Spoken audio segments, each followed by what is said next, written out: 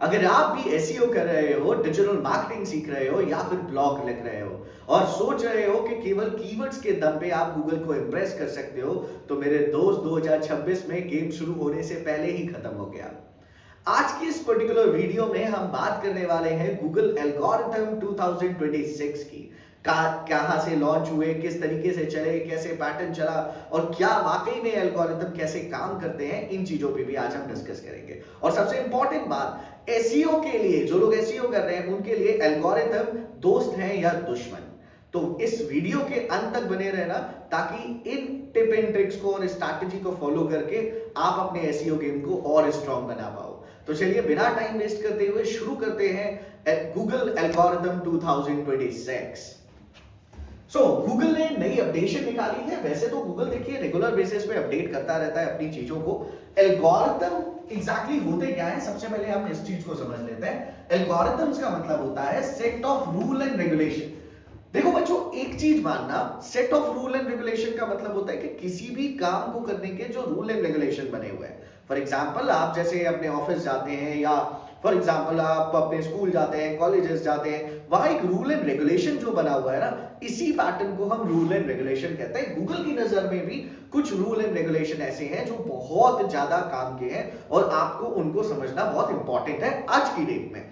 अब एल्गोरिथम को शुरू करने से पहले मैं आपको एक स्टोरी बता देता हूं, क्योंकि काफी लोग ये सोचते हैं कि सर एल्गोरिथम कहां से शुरू हुए, किस तरीके से शुरू हुए, एल्गोरिथम का मेन मीनिंग क्या है, और जो ये गूगल का और हमारे एल्गोरिथम का रिश्ता है।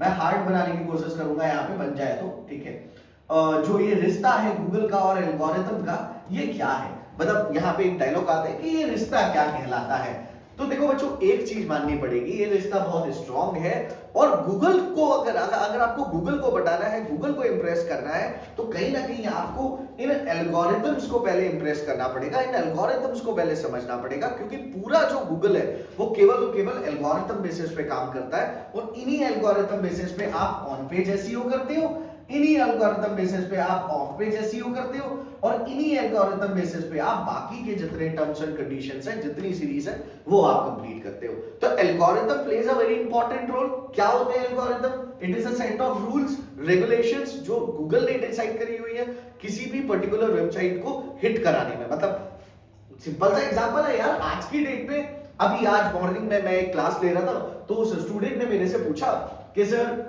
2011 में पहला एल्गोरिथम आया था, उससे पहले गूगल क्या काम नहीं करता था? उससे पहले भी तो गूगल था, गूगल लॉन्च हुए तो बहुत साल हो गए, तो उससे पहले गूगल कैसे काम करता था?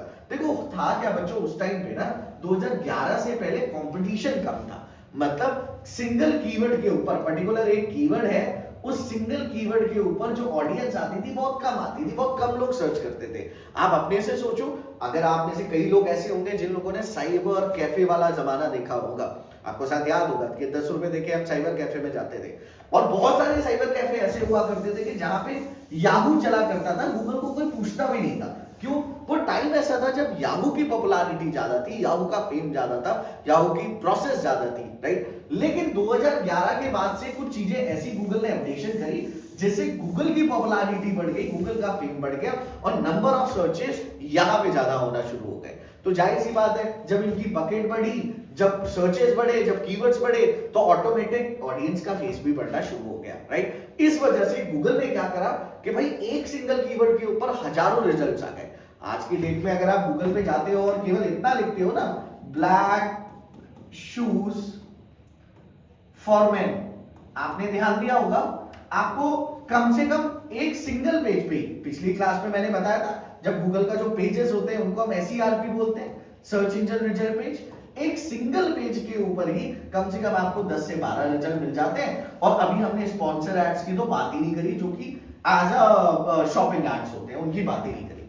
तो कम से कम अगर टारगेट लिया जाए तो एक सिंगल पेज पे इतना सारा काम हो रहा है। और इस कीवर्ड के ऊपर अगर जिक्र करा जाए तो कम से कम गूगल के 100 पेजेस हैं जो ये सारी डिटेल्स दे रहे होंगे, और हर पेज में ब्लैक शूज फॉर मेन दिखा रहे होंगे।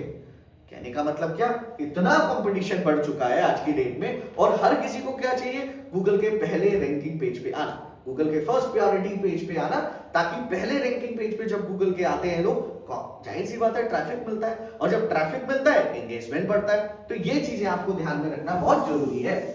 अब मैं 2026 की अपडेट से पहले कुछ चीजें ऐसी हैं जो आपको मैं 2025 अब तक जो हुआ है 2025 तक वो कोर अपडेट्स एक बारी जल्दी से एक्सप्लेन कर देता हूं, ताकि 2026 की जो अपडेट्स है वो आपको बहुत अच्छे से समझ में आ जाए।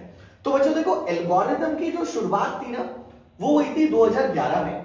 अगर आपको रियलिटी में बताऊं, 2011 में एल्गोरिथम की शुरुआत करी गई थी। 2011 वाज अ टाइम कि जब गूगल ने अपना पहला बेस्ट फ्रेंड बनाया था, फर्स्ट बेस्ट फ्रेंड, जिसको नाम दिया गया पांडा।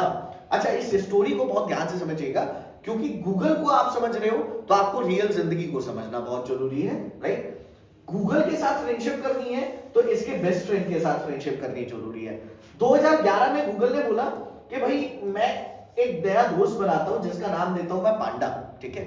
पांडा बड़ा स्मार्ट था। पांडा ने बोला जी ठीक है, मेरे साथ फ्रेंडशिप कर रहा है गूगल, बहुत अच्छी बात है, हम दोनों की फ्रेंडशिप बहुत जमेगी। लेकिन पांडा ने बोला देख भाई, सीधी सी बात है, अगर तू मेरे साथ फ्रेंडशिप कर रहा है ना और स्ट्रॉन्ग फ्रेंडशिप करनी है तो तुझे मेरे अकॉर्डिंग चलना पड़ेगा, तू अपने अकॉर्डिंग सारी चीजें नहीं करेगा। अगर तू अपने अकॉर्डिंग चीजें करना शुरू करेगा तो जाहिर सी बात है कि फिर मैं तेरे साथ कभी भी काम नहीं करूंगा। ऐसा पांडा एल्गोरिथम ने बोला। हुआ क्या, गूगल ने इसकी शर्तें मानना शुरू कर दिया। गूगल ने बोला ठीक है जी, जैसा तू कहेगा वो मैं करने के लिए तैयार हूं, ठीक है।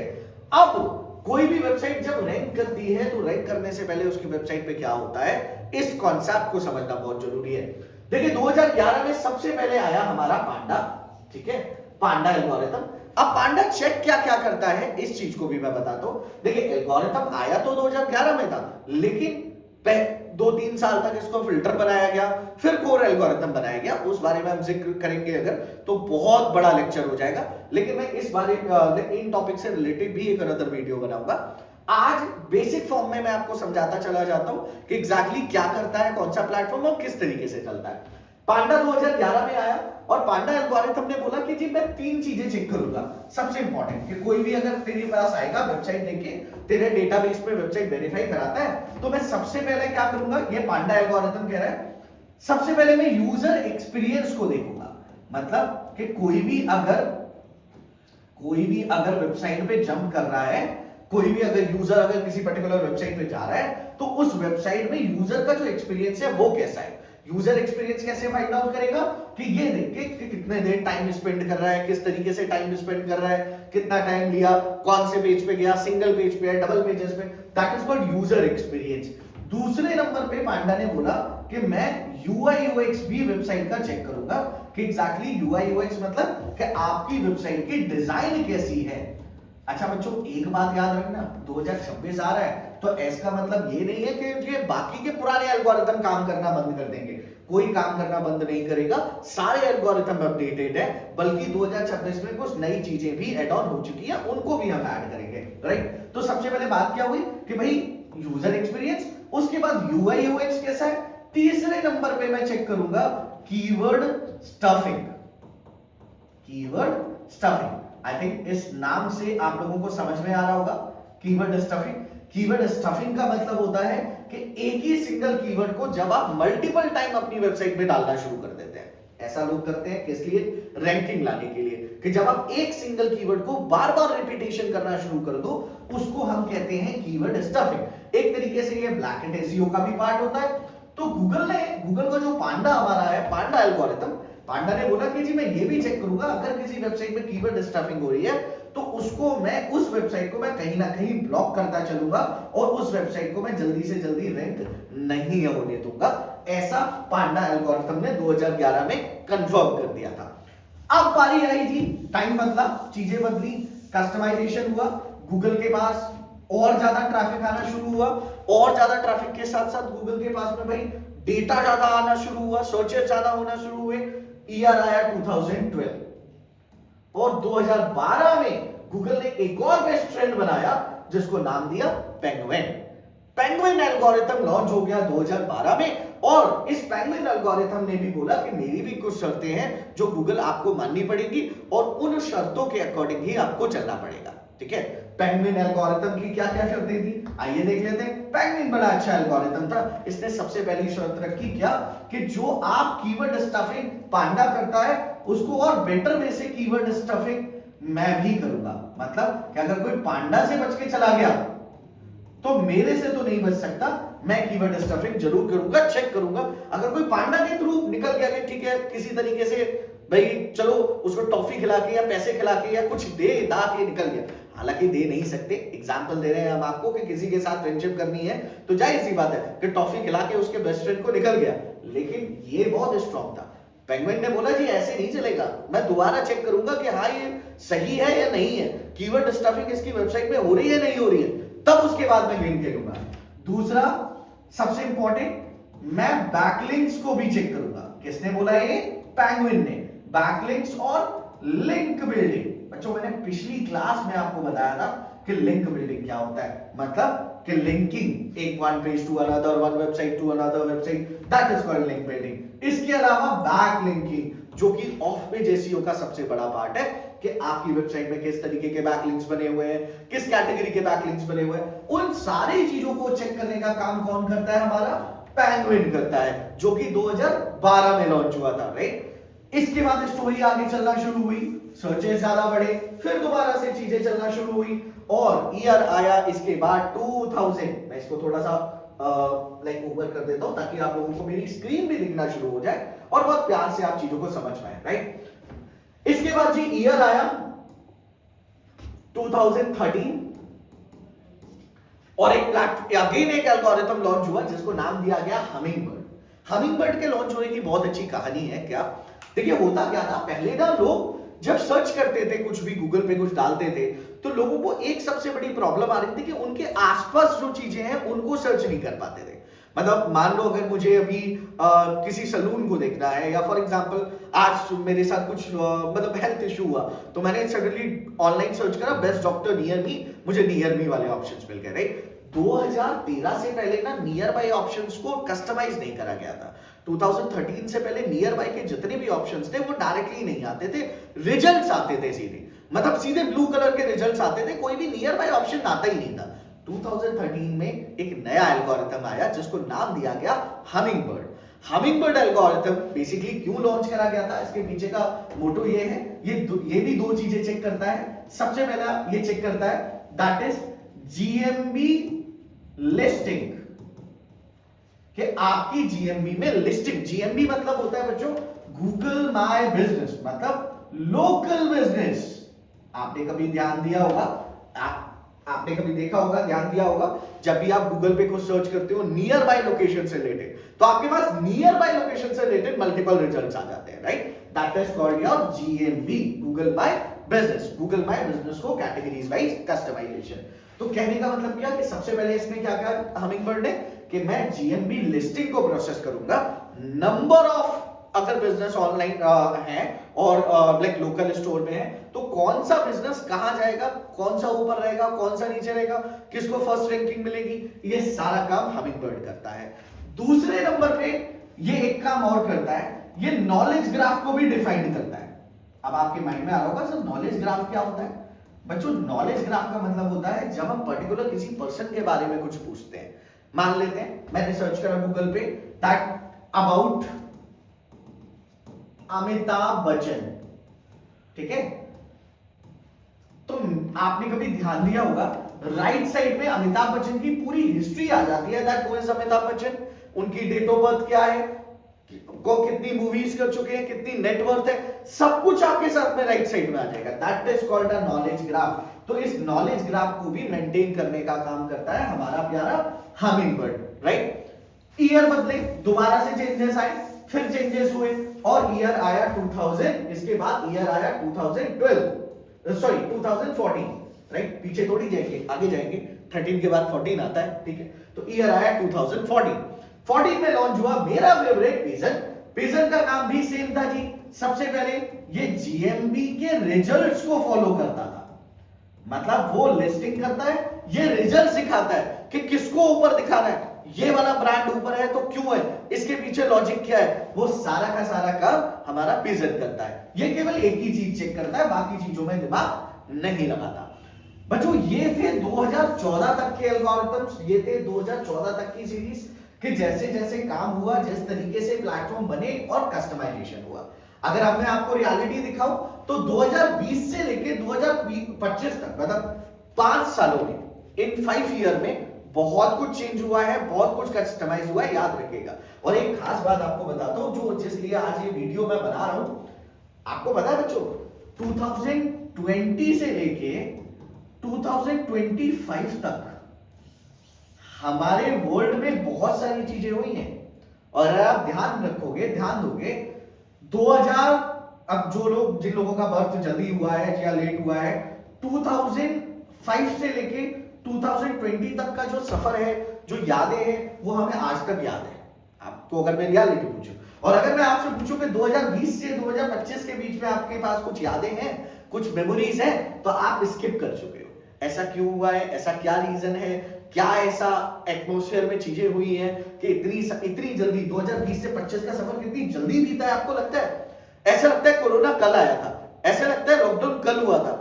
क्यों हमारे माइंड में वो लाइक वो बोलते हैं ना, इल्यूशन टाइप का चल रहा है? तो इससे रिलेटेड भी मैं एक वीडियो बनाऊंगा आपके लिए। हालांकि ये डिजिटल मार्केटिंग का पार्ट नहीं है, लेकिन हाँ, मैं एक वीडियो आपके लिए जरूर बनाऊंगा ताकि मैं आपको ये समझा पाऊं कि ऐसा क्यों हुआ और क्या रीजन था और किस तरीके से चीजें चली थी, और आज क्या होने वाला है, आने वाले टाइम पे क्या होने वाला है, ये भी हम बात करेंगे।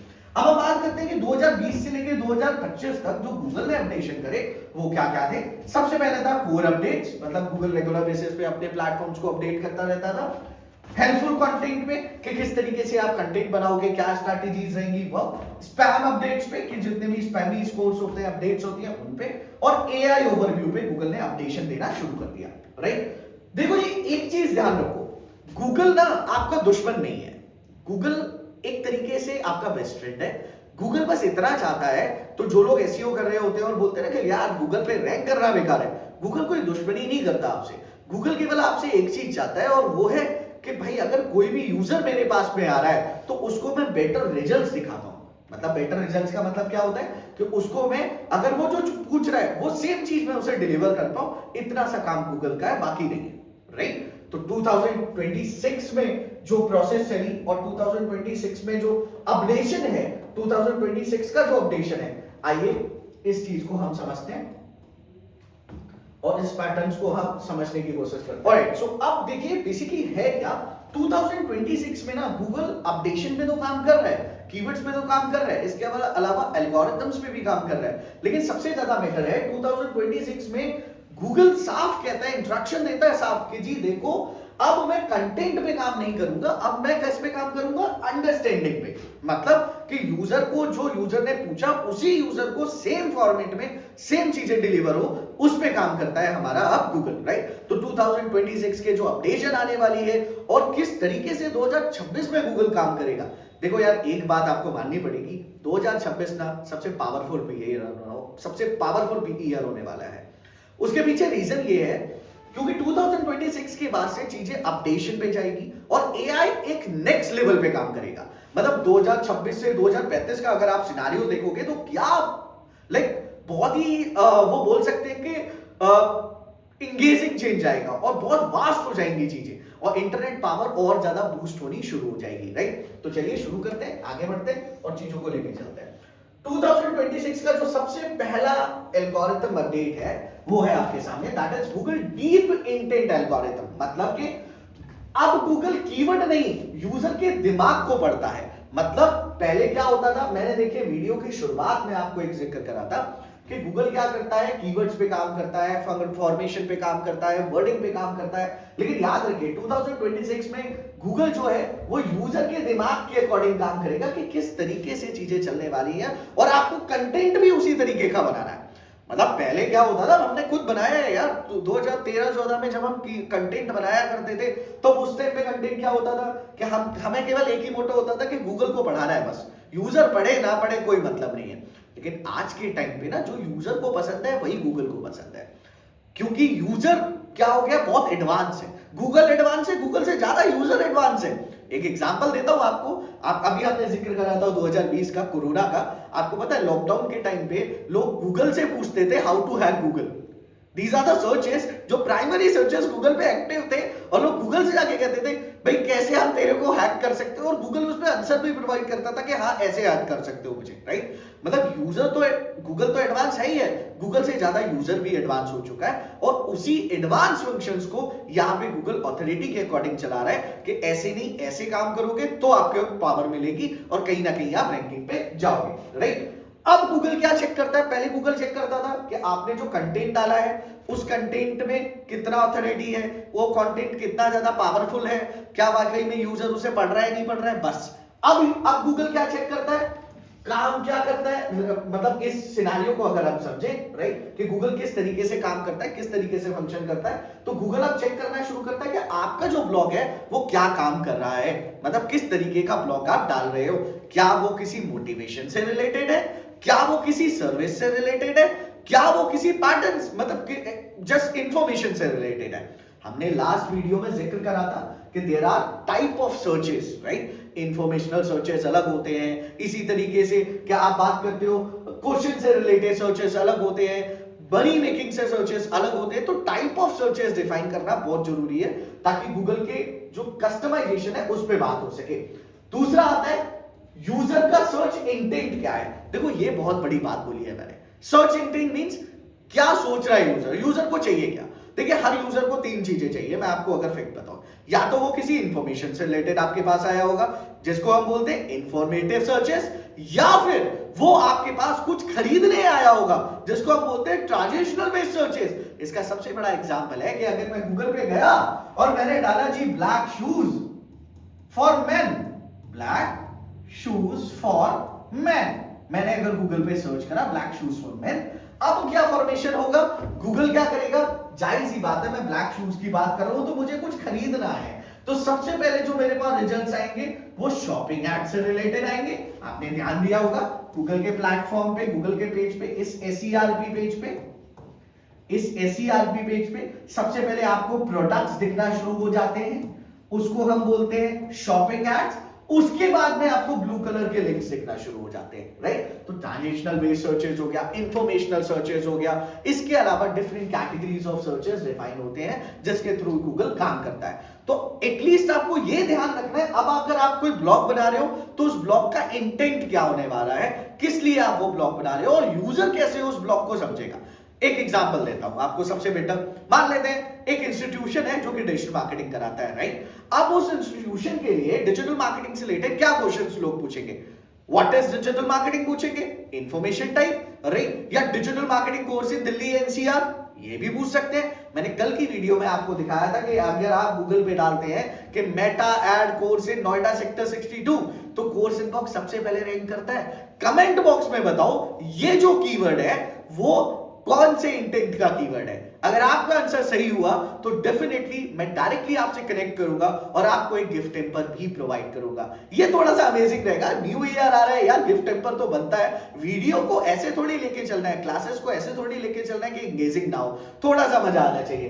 तीसरा आता है सबसे इंपॉर्टेंट, पास्ट बिहेवियर। देखो जी अगर आपकी वेबसाइट पे यूजर आ रहा है ना तो क्यों नहीं रुक रहा, और अगर रुका है तो उसका क्या इंटेंट था, उसका बिहेवियर कैसा था, किस तरीके से यूजर ने कस्टमाइजेशन करा, वो भी मैटर करता है। अब पहले क्या होता था कि आपने वेबसाइट बनाई, हजारों ब्लॉग्स डाले और छोड़ दिया, पुराने ब्लॉग्स अपडेट नहीं करे, छोड़ते चले गए।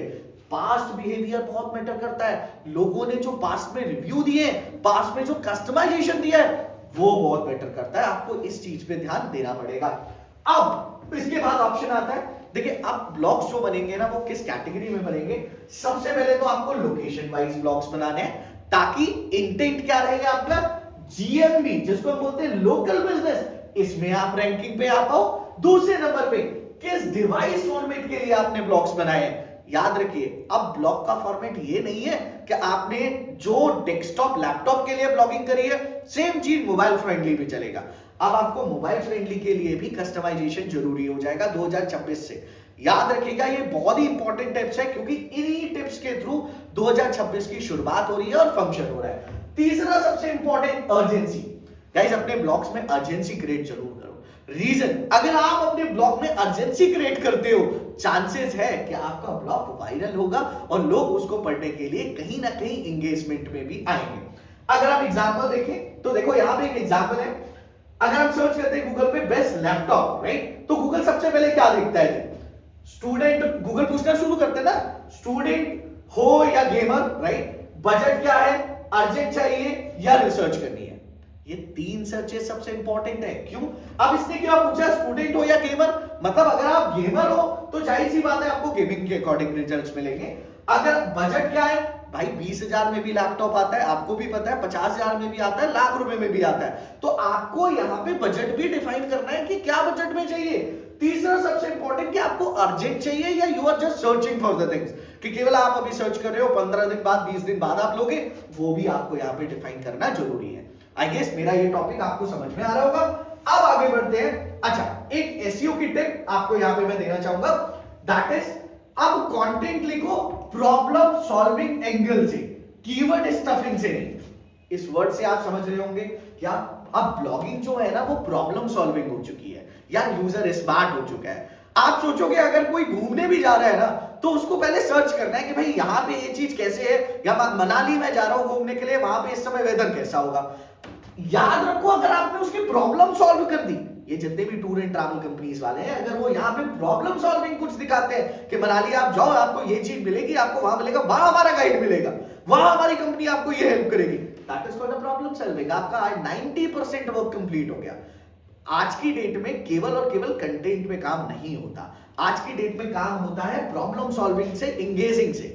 राइट, मैं पॉलिटिक्स की बात नहीं करता, लेकिन एक बात याद रखो, आजकल ये जितनी मूवीज आ रही हैं, थोड़ा बहुत याद है कि ये मूवीज क्यों दिखाई जा रही हैं, ताकि आपके अंदर एक एंगेजमेंट आए, आपको पता चले वाकई में क्या हुआ था और उस टाइम पे क्या सिचुएशन थी और आज की क्या सिचुएशन है। आज आप किस वो बोलते हैं ना न्यू इंडिया में रह रहे हो, दैट्स द मेन मोटो। इसी कॉन्सेप्ट को यूज करा जा रहा है हर जगह। तो आप क्यों पीछे बैठे हो यार, डिजिटल मार्केटिंग कर रहे हो और अपना पूरा बिजनेस चला रहे हो, तो इन चीजों को भी फॉलो करना स्टार्ट करो। आइए सेकंड एल्गोरिथम्स की तरफ चलते हैं। 2026 का अगला एल्गोरिथम है जो कि मेरा प्यारा है, that is Google AI trust rank algorithm, right. 2026 में गूगल पूछता है तुम कौन हो बोलने वाले, मतलब एटलीस्ट अब इस चीज को ध्यान से सुनना, गूगल क्या क्या चेक करता है, ऑथर एक्सपीरियंस, मतलब ऐसा नहीं, पहले क्या होता था कि कोई भी पर्सन कैसे भी ब्लॉग लिख देता था, कोई ऑथोरिटी नहीं होती थी कि आप कौन हो क्या हो, कुछ नहीं पता चलता था। लेकिन आज की डेट में ऑथोरिटी बहुत मैटर करती है। कहने का मींस क्या, अगर कोर्स अनबॉक्स की वेबसाइट पे जुगल सर ब्लॉग लिख रहे हैं तो इतनी गारंटी है कि जुगल सर का नाम देख के ही हजारों बच्चे लाखों बच्चे आ जाएंगे। क्यों? उन्हें पता है यार जुगल सर लिख रहे हैं, इट मींस कुछ अच्छा लिखा होगा। That is called authority. आज की डेट में ब्लॉगिंग करते टाइम पे आपको एक बात याद रखनी है कि आपको अपनी वैल्यू भी क्रिएट करते चलनी है और बताते चलना है लोगों को कि हाँ मैं ये पर्सन हूं और मैंने ये वाला ब्लॉग लिखा है, राइट। इससे क्या होता है कि ऑटोमेटेड आपकी आइडेंटिटी इंक्रीज होती है और लोगों के बीच में आपकी पहचान बनती है। अभी बीच में हम बात कर रहे थे, बहुत सारे प्लेटफॉर्म्स ऐसे हैं, जैसे आपने सुना होगा आजकल blogger.com पे जो लोग ब्लॉग्स वगैरह लिखते हैं, कंटेंट राइटिंग का काम करते हैं, लोग वहां भी जाते हैं पढ़ने के लिए और फेमस ब्लॉगर्स को बहुत ज्यादा पॉपुलैरिटी भी मिलती है, बहुत सारे फेमस ब्लॉगर्स को। अरे आप सबने हिंदी की किताबें जरूर पढ़ी होंगी, बुक्स जब हम लाइब्रेरी में पढ़ा करते थे, चेतन भगत जी की बहुत सारी बुक्स आई हैं जो सबने देखी है, सबने पढ़ी है और उनकी हिंदी बुक्स भी पढ़ी है। ऐसे ही बहुत सारे राइटर हैं जिनकी बुक्स बहुत अच्छी लगती है। कैसे पता चलता है उनकी बुक्स अच्छी है? क्योंकि उनकी ब्रांड आइडेंटिटी है जो वायरल हो रहती है। आपको अब अपनी वेबसाइट के अंदर, ब्लॉग्स के अंदर भी ध्यान देना है। मतलब इस वीडियो को अगर कोई बिजनेस ओनर देख रहा है तो वो भी ध्यान रखे, आपकी जो एसईओ की टीम है वो कहीं ना कहीं अपने नाम को जरूर मेंशन करे, जिससे पॉपुलैरिटी बढ़े, जिससे फंक्शन बढ़े और कहीं ना कहीं चांसेस बढ़े कि आपकी ब्रांडिंग ऊपर होना शुरू हो। नेक्स्ट आता है ब्रांड क्रेडिबिलिटी, ये भी बढ़ती है जी, ध्यान रखिएगा। उसके बाद रियल वर्ल्ड सिग्नल्स। अब क्या इंपॉर्टेंट है, ऐसा नहीं है कि आपने ब्लॉग लिख दिया और छोड़ दिया, हर ब्लॉग के बाद आपको अपने लाइव जितने भी प्लेटफॉर्म पे आप एक्टिव हो वो भी आपको डिफाइन करना जरूरी है। मतलब अगर आप लिंक्डइन पे एक्टिव हो, आपको लिंक्डइन का लिंक देना है, आप यूट्यूब पे एक्टिव हो, आपको यूट्यूब का लिंक देना है, आप इंस्टाग्राम पे एक्टिव हो, आपको वो भी लिंक देना बहुत जरूरी है। इससे फर्क क्या पड़ता है? देखो, ट्रस्ट बढ़ता है। मैंने क्या बोला, अभी हमने थोड़ी देर पहले जिक्र करा, कंपटीशन बहुत है भाई। 2010 से पहले कंपटीशन नहीं था। आप एक चीज चेक करते थे, आपको 50 सीट मिल जाती थी, उसमें से आप सर्च कर लेते थे, फटाफट गेम ओवर हो जाता था। आज की डेट में आप अगर एक कॉन्सेप्ट, अगर मैं ये भी डालूं ना गूगल पे हु इज जुगल चौहान, तो आपको पता है हजारों रिजल्ट्स मिल जाएंगे जुगल चौहान से रिलेटेड। क्या एक ही है पूरी दुनिया में जुगल चौहान? इंडिया के अंदर भी बहुत सारे जुगल चौहान होंगे ना। आप वो बात अलग है कि जुगल सर आपके रैंक करते हैं, राइट, वो काम करे इसलिए करते हैं। तो वही चीज मैं आपको समझाने की कोशिश कर रहा हूं कि आपको रियल वर्ल्ड सिग्नल्स भी देना बहुत जरूरी है, ताकि आपकी ऑथोरिटी बढ़े और लोग आप पे ट्रस्ट करना शुरू करें। एक बिजनेस से रिलेटेड हजारों बिजनेस होते हैं, चाहे आप कोई भी एक छोटी सी, अगर मैं बात करूं, अगर मैं डॉक्टर भी सर्च कर रहा हूं ना आसपास कि भाई मेरे नियर बाय डॉक्टर्स कौन है, तो आपको पता है हजारों डॉक्टर्स की लिस्ट आ जाएगी मेरे पास। कौन बेस्ट है वो कैसे पता चलेगा? जिनकी सारी लिंक्स होंगी, जो ऑथोरिटी बिल्ड कर रहा होगा, जो गूगल में पॉपुलर होगा, गूगल जिसको रिकमेंड कर रहा होगा, वही चीज यहां पे आएगी, राइट। तो इस चीज को प्लीज ध्यान रखिएगा। और गूगल से ज्यादा आज की डेट में searches ChatGPT, Claude AI, इन पे हो रहे हैं, तो इन पे भी आपको ऑथोरिटी बना के चलनी है, और तभी जाके आपकी आगे की प्रोसेस भी बढ़ना शुरू होगी, राइट। एक सेकेंड रुकिएगा, ठीक है। अब आगे बढ़ते हैं। अब इस टॉपिक के लिए जो हमारी एसईओ की टिप है वो क्या है? अपना नाम, फेस, एक्सपीरियंस दिखाओ। सबसे इंपॉर्टेंट, मतलब ऐसा नहीं है, पहले क्या होता था, कोई भी पर्सन आता था और वो ब्लॉग डाल के गेम चेंज करके चला जाता था, मतलब आया, लिखा, चला गया, पता ही नहीं है किसने लिखा, क्या लिखा, कैसे लिखा, राइट। लेकिन अब ऐसा नहीं है। अब क्या है? अब यार सीधी सी चीज है, तो दिखेगा वो बिकेगा, राइट। तो इस चीज को आप ध्यान रखिएगा। और आइए, सो नेक्स्ट आता है, that is Google content freshness, right, 2.0। अब इसमें हम बात करते हैं कि गूगल एग्जैक्टली क्या चाहता है और किस तरीके से चाहता है, राइट। नेक्स्ट आता है कि पुराना कंटेंट सिर्फ जिंदा नहीं रह सकता, राइट। देखो यहां पे आपको एक चीज ध्यान रखनी होगी, वो क्या है कि आपको अपने कंटेंट को रेगुलर बेसिस पे अपडेट करना बहुत जरूरी है। बहुत सारे लोग क्या करते हैं, अपनी वेबसाइट में 100-500 ब्लॉग डाल देते हैं, और जो 500वां ब्लॉग पड़ा हुआ था, जो सबसे पहला ब्लॉग पड़ा था, उसको अपडेट ही नहीं करते, राइट। याद रखिए, ब्लॉग भले ही आप 100-125 पे रुके हुए हो चलेगा, लेकिन आपको पुराना कंटेंट अपडेट करते चलना है, क्योंकि अपडेशन बहुत जरूरी है। जब आप अपडेशन करते हैं तभी जाके आप चांसेस मिलते हैं कि लोग उसमें एंगेज करते हैं और फंक्शन करते हैं, राइट। एक बात का याद रखिएगा, old content versus new data, मतलब पुराने कंटेंट के अंदर नया डेटा एक्सप्लोर करना बहुत जरूरी है। अब रेगुलर बेसिस पे नए एग्जांपल्स डालना बहुत जरूरी है, क्योंकि नए एग्जांपल्स के साथ ही चीजें चलती हैं और फंक्शन होती है, राइट। यहां पे एसईओ की अगर मैं टिप देना चाहूंगा आपको, तो वो क्या होगी? दैट इज हर 6 से 12 महीने में कंटेंट अपडेट करो, वरना रैंकिंग धीरे धीरे चली जाएगी, राइट। अब ये धीरे धीरे का मतलब है कि एक साथ नहीं जाती, बड़े आराम से धीरे धीरे आपकी रैंकिंग गिरना शुरू होगी। तो आपने जो पहला ब्लॉग डाला था वो भी अपडेट होगा, आपने जो 490 ब्लॉग डाला है वो भी अपडेट होगा, आपने जो 500वां ब्लॉग डाला है वो भी अपडेट होगा। इस चीज को आपको ध्यान रखना बहुत जरूरी है। आइए, फोर्थ नंबर आता है Google engagement single update, right. अब ये क्या है एंगेजमेंट सिंगल अपडेट? बहुत प्यार से इस चीज को समझते हैं। अगर यूजर आया और 5 सेकंड में भाग गया, मतलब कोई भी यूजर अगर आपकी वेबसाइट पे आया और करेक्ट 5 सेकंड के अंदर अंदर यूजर अगर भाग गया, तो गूगल क्या बोलता है कि भैया यू आर रिजेक्टेड। क्यों? क्योंकि गूगल को क्या लगने लगता है कि आप कहीं ना कहीं फ्रॉड कर रहे हो, और कहीं ना कहीं लोग आपसे भागने की कोशिश कर रहे हैं, अपना टाइम स्पेंड नहीं कर रहे। इट मींस आपकी वेबसाइट में कमियां हैं, राइट। इस चीज को आपको ध्यान देना होगा। अब आती है बारी, गूगल कैसे ट्रैक करता है इन चीजों को, इसको भी समझ लेते हैं, राइट। टाइम ऑन पेज, आपकी वेबसाइट पे कितना टाइम स्पेंड हुआ है, किस तरीके से टाइम स्पेंड हुआ है, राइट। कितना डेप्थ स्क्रॉलिंग हुई है, कितना डेप्थ यूजर ने चीजों को देखा हुआ है, क्या इंटरेक्शन रहा है यूजर का, वो भी आपको समझना पड़ेगा और फंक्शन करना पड़ेगा कहीं ना कहीं, राइट। अगर आप इस मेथड को जानते हो, समझते हो, तो पॉपुलैरिटी बढ़ेगी और चीजें आपकी काम आएंगी।